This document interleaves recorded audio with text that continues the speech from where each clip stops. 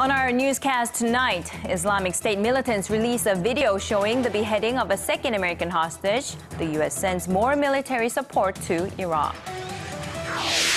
President Park Geun-hye sends a strong message to government officials and lawmakers to work together in passing deregulatory reform measures aimed at spurring economic growth. And Japanese Prime Minister Shinzo Abe carries out his first cabinet reshuffle since returning to office in 2012. These stories and more coming right up on Early Edition at 6.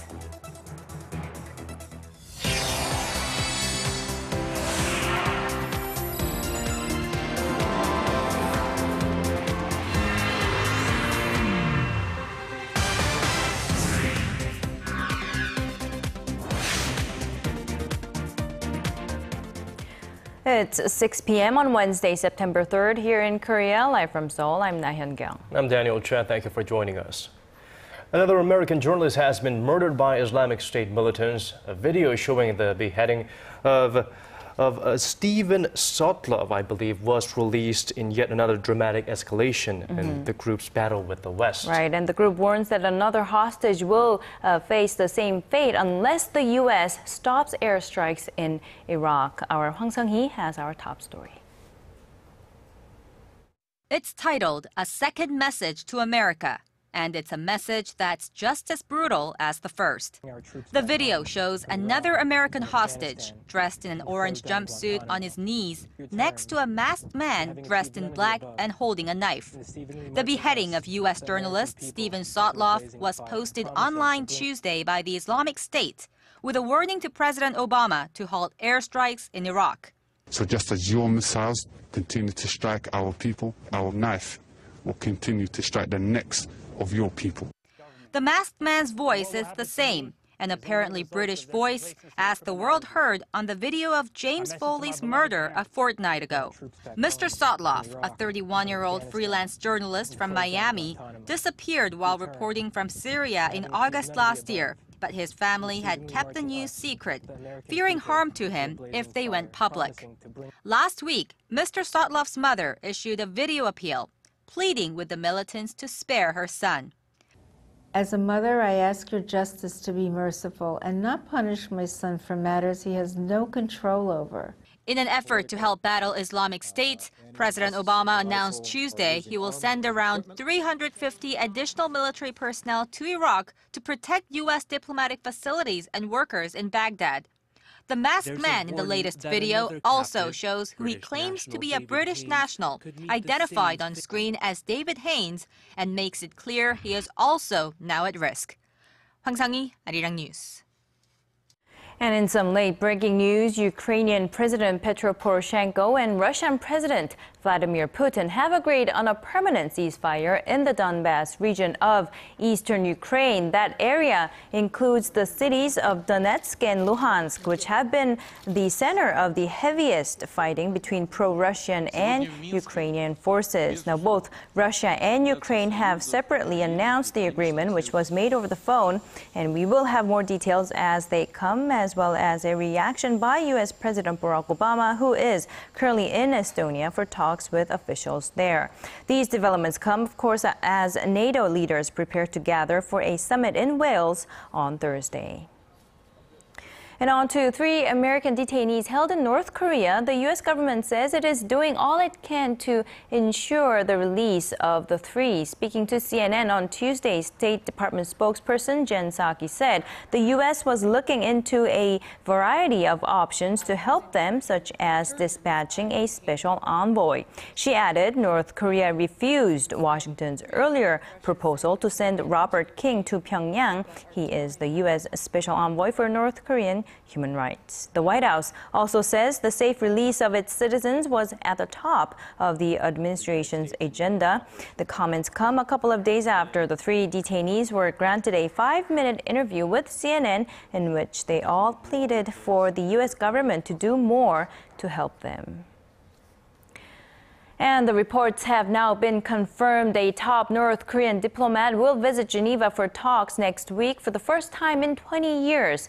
The Swiss daily Le Temps reports that Kang Seok-ju, a key figure in North Korea's foreign affairs, will meet with Swiss State Secretary of Foreign Affairs Yves Rossier during his 3-day trip. Kang is also regarded as the point man when it comes to North Korea's nuclear weapons program. Now, Switzerland has been the only nation so far to accept talks with Kang during his European tour, which will also take him to Germany, Belgium, and Italy. Switzerland's foreign ministry says it will seek to foster understanding between Geneva and Pyongyang in the talks. Legislators here in Seoul voted on whether to strip a ruling party lawmaker of his immunity from arrest on this Wednesday.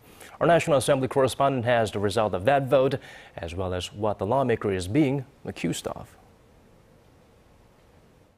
Ruling's Henry Party lawmaker Song Kwang-ho will remain immune from arrest for the remainder of the 100-day regular parliamentary session. Among a total of 223 votes, 73 are in favor, 118 are against, 8 have abstained, and 24 are invalid. The arrest motion for lawmaker Song Kwang-ho is rejected. The four-term lawmaker stands accused of taking some $63,000 in bribes in 2012 from local railway supplier AVT in exchange for business favors. At the time, Song was the chairman of the Parliamentary Land and Maritime Committee, which oversees the Korea Rail Network Authority. Before the plenary vote, Song was given a chance to make a personal address. I have been accused of taking bribes from a train component maker, but I have never been asked to give favors to any railway part supplier and have never pressured them for money. By law, Korean lawmakers are immune from arrest during parliamentary sessions. If Wednesday's motion had passed, Song's immunity would have been stripped. The stage for today's vote was set by a prosecution-led anti-corruption campaign. The ruling's Henry Party said it would not stand in the way of the investigation. Regarding the hundreds of pending bills related to stimulating the economy, they went untouched during Wednesday's plenary session as the rival parties continued their discord over the special Seoul ferry bill. Kim Young-gil, Arirang News. Also on this Wednesday, President Park Geun-hye checked in on the country's path toward deregulation, following up on dozens of regulatory reforms proposed at a meeting with officials and business leaders in March. President Park said that streamlining red tape is a necessary step for creating economic opportunities. She urged the government and the parliament to cooperate in passing deregulation bills and thereby stimulate the economy and create jobs. At today's meeting, the government said it has nearly completed the required changes to 4/5 of the reforms brought up in the previous meeting. The government also introduced new deregulatory measures for the construction, online economy, and agriculture sectors. Some more unfortunate news from Korea's military. 2 special forces soldiers have died from apparent suffocation during a training exercise for how to act if taken prisoner by enemy forces. Military officers said today that the 2 staff sergeants, only identified by their family names Yi and Jo, collapsed late Tuesday while training in a unit of the Special Warfare Command in the central town of Jingpyeong. The exercise has cadets cover their heads with a hood and drop to their knees with hands tied behind their backs. One other cadet was also injured during the exercise and is said to have returned to his barracks. The military, which has come under fire in recent months for a number of scandals, was quick to emphasize that it was an accident and not the result of inhumane treatment. A 1-day entry ban. Digging deeper, getting to the bottom of stories that impact your life. Talking with you on air and online. Connecting you with experts on the world's most pressing issues. News and current affairs at its best. With Laah Hyun-kyung and Daniel Choy. Arirang News. Arirang News. Arirang News. On Early Edition at 6. Korea is often praised for having advanced IT technologies and infrastructure, but apparently there are some negative elements that have weakened Korea's global competitiveness. Our Song Ji-sun tells us where Korea stands on the World Economic Forum's list. Korea has taken a step backward in terms of global competitiveness. The World Economic Forum, in its annual report, placed Korea 26th in the world, a spot lower than last year. It's the nation's lowest ranking since 2004. The finance ministry pinned the slide to April's deadly ferry disaster, which has dented domestic spending, and Pyongyang's continued missile launches. While the report touted Korea's macroeconomic environment, its infrastructure, and technological advances as positives, it said the nation's institutions, development of the financial market, and labor market efficiency fell well below the global average. The most problematic factors, the report said, were policy instability, government inefficiencies, and tax and labor regulations. The annual report evaluates 144 global economies based on 12 different categories. The rankings at the top remained rather stable this year.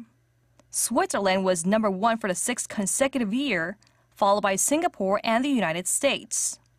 The report notes that the growth prospects in advanced economies are better than they have been in recent years, while emerging economies are forecast to grow more modestly than they have in the past. Song Ji-sun, Arirang News. Samsung Electronics has been on a rough ride of late as it struggles to deal with more fierce competition from cheaper manufacturers in China. The company's share price is at a 2-year low and profits are forecast to continue slipping. Our Kwon So-ah has this report. Shares in Samsung Electronics are on the slide, with the company's stock slumping below the 1.2 million won, or roughly $1,180 mark, for the first time in 2 years on Tuesday. This comes as local brokerage houses have been slashing their estimates for the Korean tech giant's third quarter operating income. While last year's third quarter figure was some $10 billion, the average estimate of 27 local brokerages for the same quarter this year stands at less than $6.9 billion. That's a drop of over 30% in the space of a year. The lower end of the projections made by brokerage firms such as Hyundai Securities were even below $6 billion. Industry observers attribute the worries to the growing competition as other mobile manufacturers are threatening Samsung's overseas sales. In particular, China's Xiaomi has emerged as a serious contender, selling more smartphones in China in the second quarter than Samsung could muster. Samsung's second quarter operating profit was disappointing, coming in at slightly over $7 billion. That's down nearly 25% from a year before. Although the Korean firm's smartphone sales are expected to rise by 7% in quarter 3, analysts say intensifying competition from Chinese manufacturers as well as Apple will force Samsung to put more of its profits into its marketing budget. Kwon So-ah, Arirang News. Korea's 10 biggest conglomerates currently make up more than half of the bourse's total market cap, and their listed affiliates are adding more value by the year. The Korea Exchange says the market cap of the nation's 10 conglomerate groups has increased by 35% over the past 4 years to about $644 billion. Samsung Group dug in its heels at the top at $276 billion, followed by Hyundai Motor Group, which logged about half that total. SK Group saw the biggest rise, more than doubling its figure from 4 years ago, boosted by its acquisition of semiconductor supplier Hynix. The stakes owned by the conglomerate's biggest shareholders stood at 29% on average, with Lotte Group the highest at 57%. In search of new growth engines, Korean conglomerates invested more on research and development and less on plants and equipment in the first half of this year. Seoul-based research firm CEO Score says R&D investments by the nation's 30 largest companies jumped more than 7% to nearly $16 billion year over year in the January to June period. Facility-related investment, however, fell 0.3% during the same period. Samsung poured the most into R&D, followed by LG and Hyundai Motor.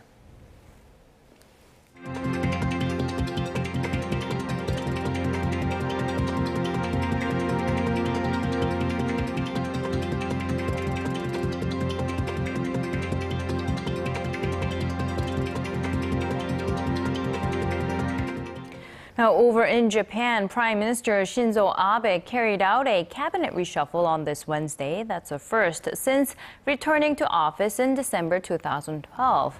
In an apparent bid to strengthen party unity and improve ties with China, Abe tapped two veteran lawmakers with close ties to Beijing to key party posts.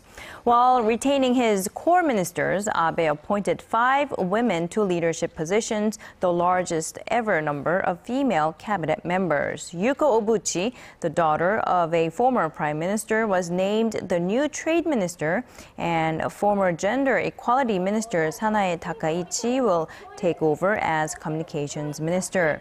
The reshuffle comes with Prime Minister Abe's approval ratings dipping to around 50% and follows his challenge to corporations to raise their proportion of women managers to 30%.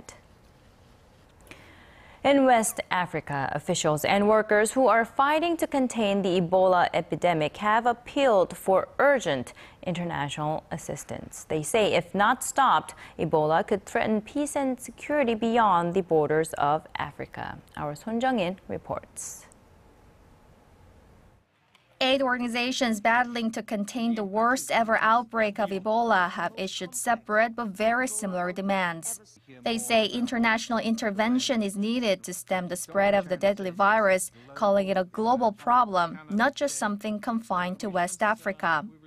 Doctors Without Borders, the group spearheading medical efforts in affected countries, says the fight is being lost, with treatment centers being reduced to places where people go to die alone.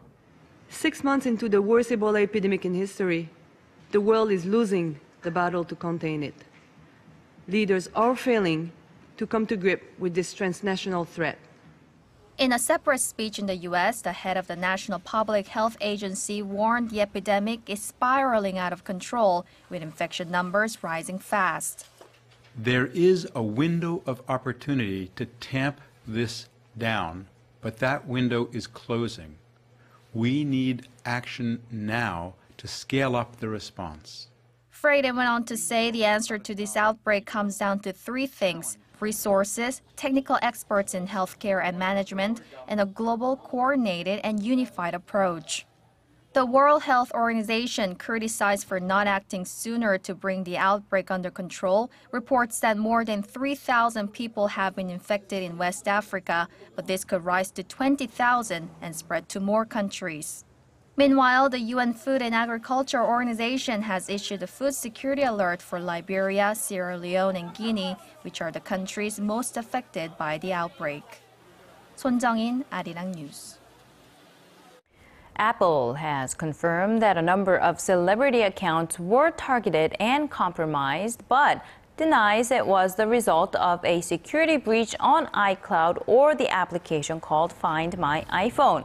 Actress Jennifer Lawrence and model Kate Upton were among the dozens of female celebrities whose private and intimate photos were hacked and uploaded onto a website, triggering security concerns.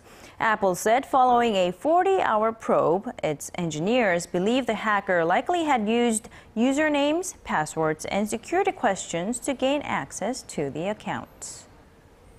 Moving on to more constructive sides of technology, it is breaking down barriers to education by allowing students to take classes from anywhere around the world free of charge. More and more universities around the globe are providing open online courses, and our Yurian tells us how the trend offers us a glimpse into the education of tomorrow. Learn everywhere, anywhere. That's now possible thanks to the power of technology, more specifically through cloud-based interconnectivity, which allows students to take classes online through multiple electronic devices. Massive open online courses, or MOOCs, have seen explosive growth in the past 2 years. A group of experts and founders of MOOC services gathered in Seoul physically and virtually on Wednesday to talk about why the paradigm shift in education has come at precisely the right time. We also have a whole new generation of students. They are very individualistic, and it's oftentimes easier to text and tweet and Snapchat and WhatsApp and Facebook your children than it is to talk to them in person. The online education world is also evolving through the use of big data. The maximum student engagement was when videos were 6 minutes long. So we can gather data and answer some of these questions about how are students learning? What resources are most valued by students? How should we teach? So our hope is that with this big data of learning, we can begin to answer some of these questions. While the method in which education is being provided is important, so is the content themselves. There's now a stronger call to digitize textbooks as well. Textbooks are a billion-dollar market globally, and yet they seem to confound attempts to digitize them. I actually think that if anything should have been digitized first in our culture, it really should have been educational books, textbooks. The online courses are particularly appealing for people who cannot afford to attend university. But pundits say a day where most of ordinary students attend online lectures while reading a digitalized textbook written by a professor that's halfway across the world may come sooner than expected. Yudian, Arirang News. Moving on to the art scene, a theater director with 60 years of experience is trying to demonstrate that he can do so much more than just directing. Im Young-eun has established a theater company, and he helps nurture the next generation of actors. And now he's staging a special production in commemoration of an important milestone. Our Im Yoon-hee has this report. Charlotte hasn't seen her daughter in over 7 years. And when they meet again, the tension from their troubled relationship has yet to be cleared up. An accomplished pianist, Charlotte never saw eye to eye with her daughter. But the two decide to try to make amends, learning new things about each other in the process. Korean director Im Young-eun's reinterpretation of Ingmar Bergman's drama film of the same name takes the stage to commemorate Im's 60-year anniversary since his debut. I'm very fortunate to be able to have done plays, which is something I love, for the past 60 years. We were together for the founding of the Sanullim Theater Company, and he guided me through my first play, so we're very connected. The Sanullim Theater Company debuted with the production of the Nobel-winning play Waiting for Godot, led by director Im in 1969, along with the cast members. And since then, they've expanded, even building their very own theater. Samuel Beckett's play Waiting for Godot perfectly captures the idea of the odd modern times and the people who live within it. Since the beginning, the Sanullim Theater Company has been a special contributor to the world of theater, producing legends such as actress Son Suk, who has now been acting for 52 years, all made possible by the genuine passion of director Im. He's someone who is always there for you in any life crisis, to teach you and even carry you.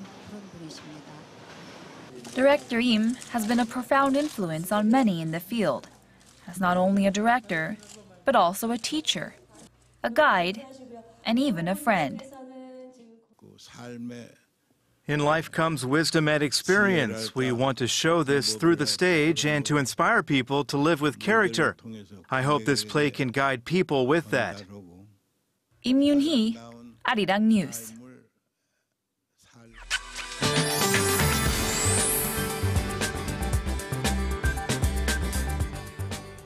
We're back together. Well, today, rain is making it feel an awful lot like fall outside. Well, let's now turn to our Michelle Park at the Weather Center for the latest forecast. So, Michelle, how much more rain will we have to endure? Well, most of the rain is expected to clear up by tonight, except in Gangwon province, where it'll last until late Thursday evening. And then perhaps clearer skies throughout the Chuseok holidays? That's right, Daniel. We can look forward to a nice sunny day tomorrow with temperatures back in the high 20s. And that's expected to hold over the extended holiday weekend. However, do keep that in mind. The temperatures will linger lower down to the 20s. Now, getting back to today's rain, we can expect between 5 and 10 millimeters more here in the central region and 5 to 30 for the rest of the nation through the evening. The exceptions would be in Gangwon and Gyeongsang provinces. Now, going over to our tomorrow's readings, Seoul will start off the Thursday morning at 18 before reaching up to 29 in the afternoon. Meanwhile, the southern cities such as Daegu and Busan will see highs of 29 and 28 degrees. And moving over to other regions, Jeju Island peaks to 27, while Dokdo hits 25, and Mangkeungang is hot at 28 degrees. Now that's all for now. I'm Michelle Park, and have a wonderful evening. Thank you for that, Michelle. And that brings us to the end of our newscast. Thank you for staying with us. If you're watching from a different time zone from Korea, have a wonderful day. This has been Daniel Choy. And I'm Laah Hyun-kyung. And for our viewers in Korea, have a great rest of the evening. Daniel and I will be back same time tomorrow.